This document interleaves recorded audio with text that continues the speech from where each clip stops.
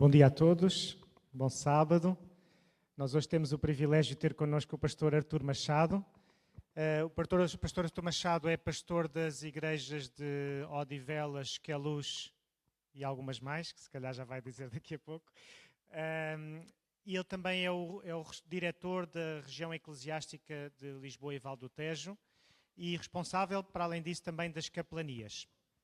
E para mim e para os jovens da minha geração é uma grande referência, porque foi o pastor de todos os acampamentos, o pastor que acompanhou a nossa caminhada como na formação de guias, de líderes dentro do desbravadorismo, e foi realmente marcante para essa geração e para mim. Vivemos muitas aventuras juntos em vários acampamentos. E graças a Deus podemos tê-lo aqui e Deus continua a abençoar o ministério como tem feito até agora. Obrigado. Muito bom dia, um bom sábado para todos. É um privilégio estar convosco esta manhã e este sábado. Eu agradeço também ao Ricardo pelas palavras de apresentação e foi também um privilégio ter tido bons dirigentes aqui em Cascais, que estiveram sempre durante muito tempo, e isso é muito bom, mostra o que é a igreja. Como disse o Ricardo, até terça-feira passada, aliás, quando eu aceitei o convite para pregar aqui, eu só tinha 2 igrejas. Até há pouco tempo eu só tinha 2 igrejas. Mas há cerca de 2 meses para cá, eu fiquei com mais 3 igrejas. Faz 5. Terça-feira recebi uma boa notícia. Fico outra vez só com 2. Mas isso só vai acontecer a partir do dia 8 de março. E, portanto, até lá, vamos convivendo com uma realidade que é sui generis. De maneira que eu hoje resolvi partilhar convosco uma mensagem que preparei já há algum tempo atrás. Às vezes eu fico assim a deglutir mensagens, sabem? Eu, por exemplo, já há 3 anos que eu ando a tentar sair do primeiro versículo do primeiro capítulo do livro de Oseias. Ainda não consegui. Ou seja, há 3 anos que eu ando a traduzir e a tentar implantar o livro de Oseias na minha cabeça e a coisa ainda não está completa. E este texto foi mais ou menos o mesmo. Sabem que o ano 1527 foi um dos anos mais difíceis para Martinho Lutero. A 22 de abril desse ano, Lutero estava a pregar na sua igreja de Wittenberg, quando de repente ele sentiu-se confuso e fraco. Naquele tempo não havia ainda a palavra que nós hoje conhecemos como burnout. Mas a verdade é que Martinho Lutero teve um burnout. 10 anos antes ele tinha lutado contra a Igreja Católica, contra o Império, tinha defendido as suas famosas 95 teses sobre a justificação pela fé, e agora que tudo estava feito, de repente Lutero foi-se abaixo. E ele escreveu ao seu amigo Philippe Melanchthon a descrever aquilo que ele sentia, aquilo que ele estava a viver. E ele dizia na carta: passei mais de uma semana na morte e no inferno. O meu corpo estava dorido e eu ainda tremo, completamente abandonado por Cristo. Trabalhei sob vacilações e tempestades de desespero e de blasfémia contra Deus. Nem parece Martinho Lutero, não é? Mas graças às orações dos santos, Deus mostrou a sua graça sobre mim e livrou a minha alma do inferno. Foi assim que Martinho Lutero descreveu aquele período. E quando ele estava a sair do seu burnout, veio uma peste sobre Wittenberg. E a casa de Martinho Lutero foi aberta e converteu-se num hospital. Ali naquele hospital ele assistiu à morte dos seus melhores amigos e o seu filho também ficou contaminado com a peste e quase que ele morreu. E foi no meio disto tudo que Lutero escreveu o famoso hino que nós ainda há pouco cantámos, Jeová, Castelo Forte. Foi no meio deste contexto histórico. Gostaria de vos levar até à segunda epístola de Coríntios, segunda carta de Paulo aos Coríntios, ao capítulo 12, segunda epístola de Paulo aos Coríntios, capítulo 12, e aos versículos 1 em diante. Segunda epístola de Coríntios, capítulo 12, versículos 1 em diante. E Paulo escreve assim: se é necessário que me glorie, ainda que não convém, passarei às visões e revelações do Senhor. Conheço um homem em Cristo que há 14 anos foi arrebatado até ao terceiro céu. Se no corpo, se fora do corpo, não sei, Deus o sabe. E sei que o tal homem, se no corpo ou fora do corpo, não sei, Deus o sabe, foi arrebatado ao paraíso e ouviu palavras inefáveis, as quais não é lícito ao homem referir. De tal coisa me gloriarei, não porém de mim mesmo, salvo nas minhas fraquezas. Pois se eu vier a gloriar-me, não serei néscio, porque direi a verdade. Mas abstenho-me para que ninguém se preocupe comigo mais do que em mim vê ou de mim ouve. E para que não me sobrevivesse com a grandeza das revelações, foi-me posto um espinho na carne, mensageiro de Satanás, para me esbofetear, a fim de que não me exalte. E por causa disto, 3 vezes pedi ao Senhor que o afastasse de mim. E então ele me disse: a minha graça te basta, porque o poder se aperfeiçoa na fraqueza. De boa vontade, pois, me gloriarei nas fraquezas, para que sobre mim repouse o poder de Cristo. Pelo que sinto prazer nas fraquezas, nas injúrias, nas necessidades, nas perseguições, nas angústias, por amor de Cristo. Porque quando sou fraco, então é que sou forte. Para nós compreendermos bem o que o apóstolo Paulo acabou de escrever aqui, temos que nos socorrer do contexto imediato deste capítulo 12, que é o capítulo 11, como é óbvio, é o que está mais próximo. E temos que nos socorrer também de algumas passagens da primeira epístola aos Coríntios. Se verificarmos o contexto imediato, portanto o capítulo 11, no versículo 2, Paulo diz que tem zelo desta igreja porque ele preparou esta igreja para a apresentar como uma noiva ao seu noivo. Ele diz até como uma virgem pura. Isto é, Paulo ama esta igreja. Ele quer apresentar a sua igreja de Corinto a Jesus Cristo. E a única coisa que Paulo receia é que aquela igreja deixe de amar a Jesus. Mais do que deixar de amá-lo a ele, que deixe de amar a Jesus. Ora, Paulo iniciou a igreja de Corinto, é um facto, mas depois a igreja desenvolveu-se, cresceu, foi tomando forma e ela chegou a um momento em que ficou um bocadinho farta do apóstolo Paulo. Porque Paulo, ele mesmo neste capítulo 11, se vocês têm a Bíblia, a vossa Bíblia deve ter títulos, a partir do versículo 16, Paulo vai falar dos seus sofrimentos por causa do amor no Evangelho. Ora, isto não era bom para a igreja de Corinto. E porquê? Porque a igreja de Corinto era uma igreja espetacular, irmãos. Era melhor que a igreja de Cascais. E vocês são bons. Mas a igreja de Corinto era melhor. Quando vocês leem a primeira epístola aos Coríntios, capítulo 12 ao capítulo 14, eles gostavam de grandes dons, de fazer barulho, eles gostavam de grandes programas, eles competiam pelos melhores programas, eles quando davam ofertas toda a gente ficava admirada com a quantidade das ofertas.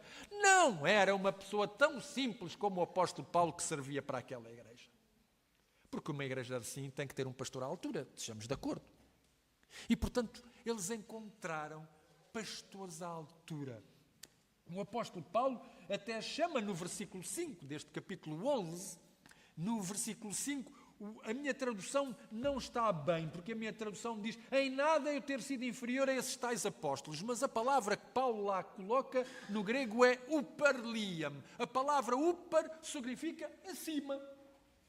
Portanto, já estão a ver que a minha tradução não está boa. O que ele estava a dizer é: eu não sou inferior a esses super apóstolos. A palavra uparliam significa alguém que está no mais alto grau. Portanto, a igreja de Corinto tinha agora pastores do mais alto grau. Imaginem vocês terem aqui, sei lá, aqui na igreja de Cascais, o reitor da Universidade de Andrews. Era espetacular, vocês ficavam bem servidos. Era assim. Eles agora tinham super apóstolos. Mas é engraçado, quando o apóstolo Paulo aqui no capítulo 11 fala desses superapóstolos, vai dizer que afinal de contas estes superapóstolos não são aquilo que parecem ser. Enquanto ele, Paulo, enquanto esteve na igreja de Corinto, pregou a palavra gratuitamente, agora estes superapóstolos faziam-se pagar. Se calhar era ao parágrafo, penso eu, ou ao ensino. Eles faziam-se pagar e faziam-se pagar bem. Só que Paulo diz: são orgulhosos, são arrogantes, levam-vos pela via do legalismo, não pregam a Jesus Cristo, têm um outro tipo. Afinal de contas, os superapóstolos que vocês têm não são super, são fraudulentos, são falsificadores. Vocês foram enganados, diz o apóstolo Paulo. Eu, durante algum tempo, eu trabalhei em desporto e às vezes nós trocávamos material com algumas figuras do desporto dessa altura. E eu lembro-me que o Fernando Mamed tinha uma loja na Avenida de Roma, em Alvalade. De vez em quando ele ia à loja onde eu trabalhava, no Centro Comercial de Alvalade, para trocar material desportivo. Nós fazíamos assim, trocávamos material da Nike, trocávamos outro material. E às vezes eu tinha que o ouvir. Ele vinha completamente enervado, porque em frente à loja dele havia uns vendedores ambulantes que punham material contrafeito, portanto falsificado. Vocês estão a ver umas camisas com uns crocodilos, que os crocodilos estavam ao contrário. As camisas valiam muito menos do que aquelas que ele tinha na loja do verdadeiro crocodilo. E ele vinha completamente fora de si, porque muitas vezes ele dizia assim: aquelas pessoas não apenas têm material contrafeito, como têm o desplante de se colocar em frente à minha loja a vender, quando eu tenho um material bom na minha própria loja.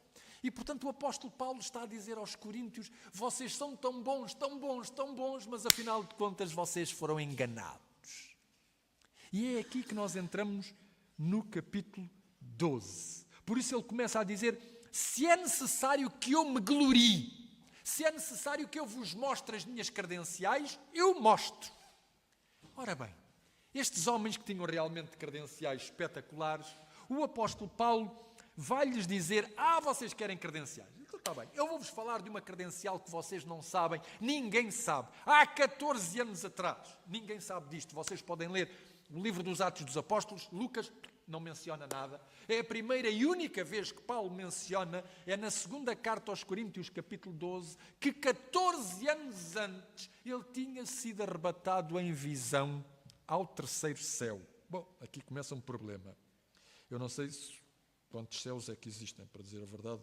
Eu nunca tinha tido esta questão. Mas, para vocês terem mais ou menos uma ideia, as pessoas sempre tiveram curiosidade em saber quantos céus existem. Vou-vos elucidar. Os livros apócrifos, o Testamento de Levi e a Ascensão de Moisés mencionam 7 céus. O livro de Enoque, também um livro apócrifo, na sua versão eslava, menciona 22 céus.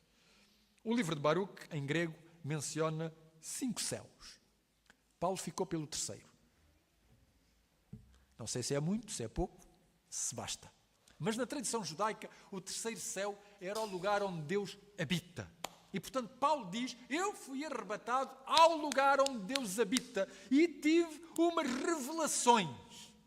A palavra são apocalipses.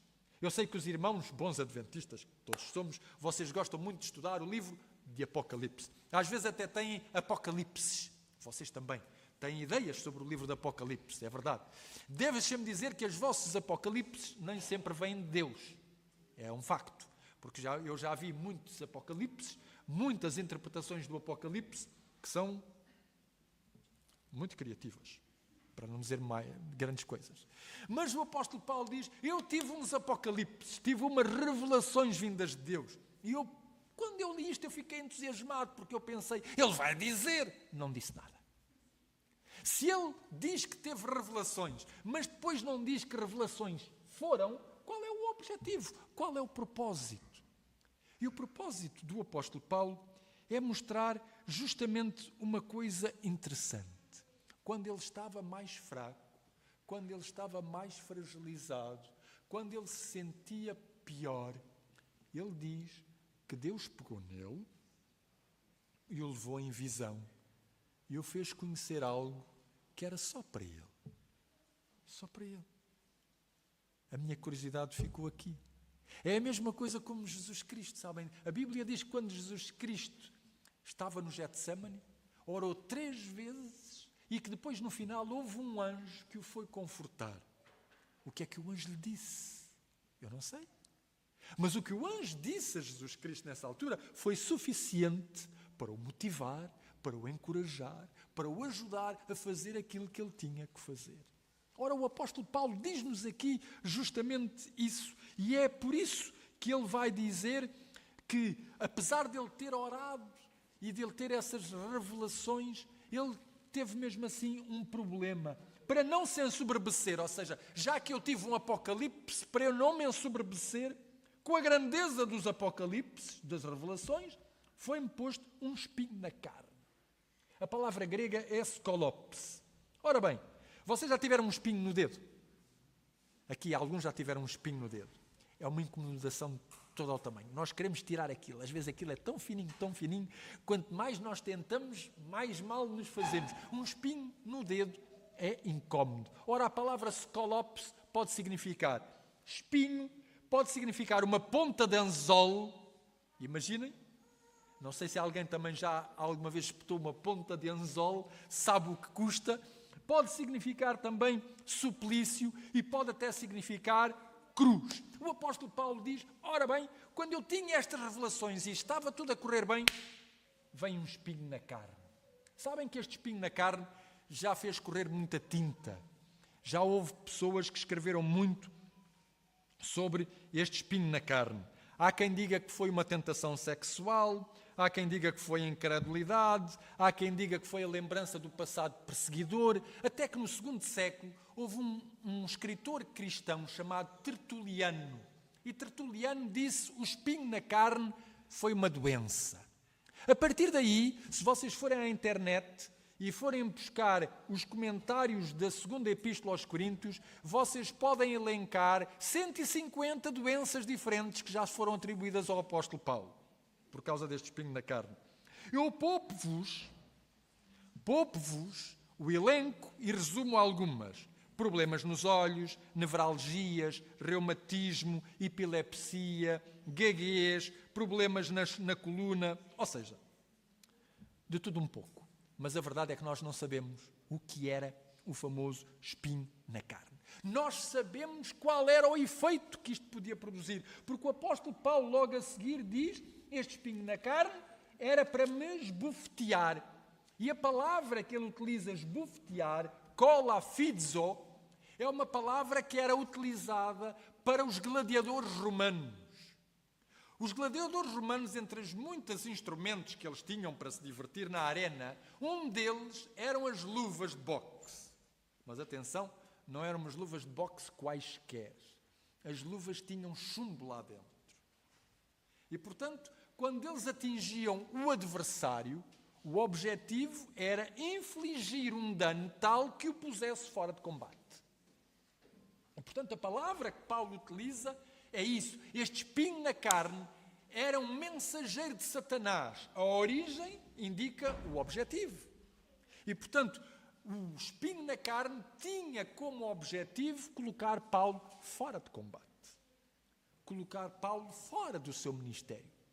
Fazer com que ele deixasse de ser um entrave a este próprio Satanás. E Paulo diz, 3 vezes eu orei ao Senhor. 3 vezes orei a Deus para que este espinho na carne não me incomodasse mais. E a resposta que ele recebeu de Jesus Cristo é surpreendente. A minha graça te basta. Ou seja, Jesus não afastou o problema do apóstolo Paulo, Jesus assegurou da sua presença, do seu poder, do seu amor incondicional. E Paulo vai dizer uma coisa extraordinária. Ele diz, eu agora fiquei satisfeito. Fiquei contente. Eu lembro-me que, quando aqui há uns anos atrás, eu tive uma cólica renal no rim esquerdo. Não é nada agradável para quem tem cólicas renais, já sabe que aquilo... Eu foi a primeira que tive. Ainda por cima, a primeira que eu tive foi logo severa. Ou seja, fui parar ao hospital. No hospital informaram-me que a coisa estava a correr bem, embora eu tivesse muitas dores, ou seja, a pedra ia sair. Mas em seguida disseram-me, o senhor tem aqui um problema. Tem aqui uma mancha no rim direito. E eu chego às urgências. Olha, eles dizem que está tudo a correr bem, daqui a bocado a pedra vai sair e eu tenho uma mancha no rim direito. O médico que estava lá viu o TAC, olhou para aquilo, não se preocupe, pode ir embora para casa. E assim foi. Eu fui-me embora para casa. Daí a 2 dias, telefona-me do hospital de Vila Franca, o diretor do serviço de urologia, e diz-me: o senhor esteve aqui com uma cólica renal há 2 dias atrás, eu quero que você venha amanhã à tarde aqui ao hospital, ao sítio onde eu estou. E lá fui, eu e a minha esposa, lá fomos os dois. Ele mostra-me o TAC e diz-me assim: o senhor está aqui a ver esta mancha no rim direito? Sim, senhor. É um tumor. Tem olhos de bom, cara de mau. Eu disse: não sei se isso é uma boa notícia, se é uma má notícia. A seguir, o homem dá-me o veredito: é melhor tirar. E eu nem pestanejei. Eu disse: ok, diga lá quando é que nós vamos tirar isto. E a minha mulher dava-me assim, puxões. E eu dizia-lhe: mas porquê? Não queres uma outra opinião? Não. Estou satisfeito. Se alguém me diz que isto é para tirar, eu tiro. E enviaram para a análise e realmente o homem tinha razão.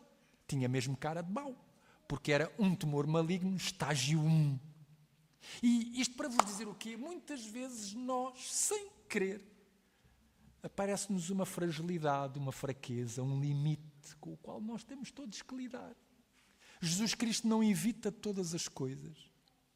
E eu lembro-me que na noite em que eu acordei, depois da cirurgia, além de vir entubado, que foi uma coisa incómoda, eu não gostei nada daquilo, depois deles tirarem os tubos, eu acordei, era 00:30, eu pensei que eram 6 da manhã, estava todo contente.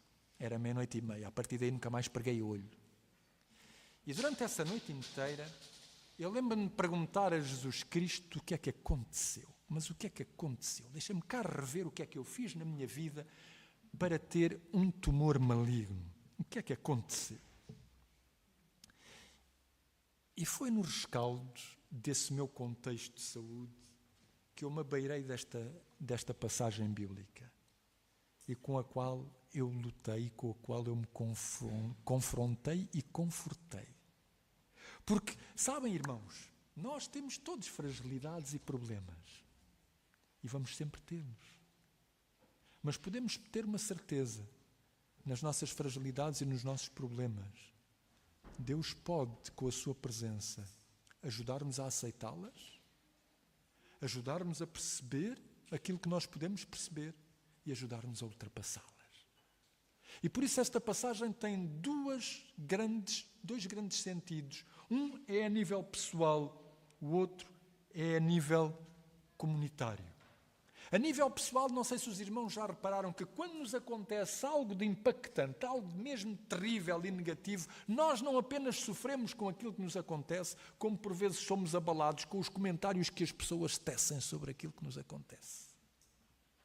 Que às vezes é mais devastador do que aquilo que nos acontece. E o apóstolo Paulo tinha este problema. Ele criou a igreja de Corinto. Ele gostava da igreja de Corinto, mas a igreja tomou um rumo em que de repente achava que ele não servia para nada. Este indivíduo não nos serve. E Paulo esteve quase a entrar no jogo deles e a dizer-lhes: vocês querem indivíduos com palmarés? Então eu posso-vos dizer quantas pessoas batizei, quantas igrejas fundei, posso-vos dizer o que aconteceu no caminho de Damasco, posso-vos dizer que já estive com os melhores apóstolos que alguma vez vocês podem ter tido. E ele prescindiu disso tudo. Prescindiu disso tudo para dizer: afinal de contas, não é isso que interessa, pois não. Nós tentamos esconder as nossas fragilidades e os nossos defeitos para que eles não sejam observáveis. E quando mesmo assim eles são observáveis, nós ficamos sempre com alguma resignação, com algum desconsolo. E o apóstolo Paulo diz-nos aqui que Deus aceita as nossas fragilidades e ajuda-nos a podermos conviver com elas. Nem sempre as afasta de nós, mas podem ter uma certeza, dá-nos o poder para as ultrapassarmos. A nível comunitário isto também é importante. Porquê? Porque nós vivemos num tempo em que nós estamos no tempo dos recordes. Os atletas batem recordes, as economias batem recordes, é o maior índice de produtividade, o maior índice de lucro, a tecnologia bate recordes, saem gadgets a todos os minutos e segundos. Nós nem conseguimos acompanhar, ainda que quiséssemos não conseguiríamos. E às vezes as igrejas entram nesta onda dos recordes. É a igreja que tem os maiores templos, é a igreja que tem os maiores dons, é a igreja que batiza mais gente ao minuto, ao segundo, ao décimo de segundo, é a igreja dos milhões, é a igreja que cresce desmesuradamente. Nós corremos esse risco. E o problema, sabem qual é? É que corremos o risco de pensar que nos bastamos a nós próprios. Que a igreja é capaz de ser um fim em si própria. E Paulo diz, não se iludam. O caminho não é por aí. O caminho é perceber se nós temos verdadeiramente a essência. Porque se temos Jesus dentro da igreja, então não precisamos de outros palmarés. Não precisamos de outras credenciais. Não precisamos de outras coisas. Não precisamos de competir com outras igrejas. Não precisamos de mostrar que temos a verdade. Ela será testemunha por si só. E era isto que eu hoje gostaria de deixar com cada um de nós. A igreja de Corinto estava prestes a perder a essência ao pensar que os seus dons extraordinários e os seus pregadores extraordinários eram a coisa melhor que eles tinham. Paulo lembra-nos que o mais extraordinário é nós não perdermos de vista aquele que pode, a partir de coisas simples e frágeis, fazer algo tão extraordinário como mudar a vida de uma pessoa e torná-la significativa. Afinal de contas, quando nós olhamos para o Evangelho, o reino dos céus é uma semente frágil, é uma pequena candeia, é um punhado de sal, é um pregador apenas. E por isso, Paulo diz-nos de uma maneira simples, mas significativa, quando Deus nos cobre com a sua presença, quando eu estou fraco, então sou forte. Que esta possa ser a nossa experiência. Amém.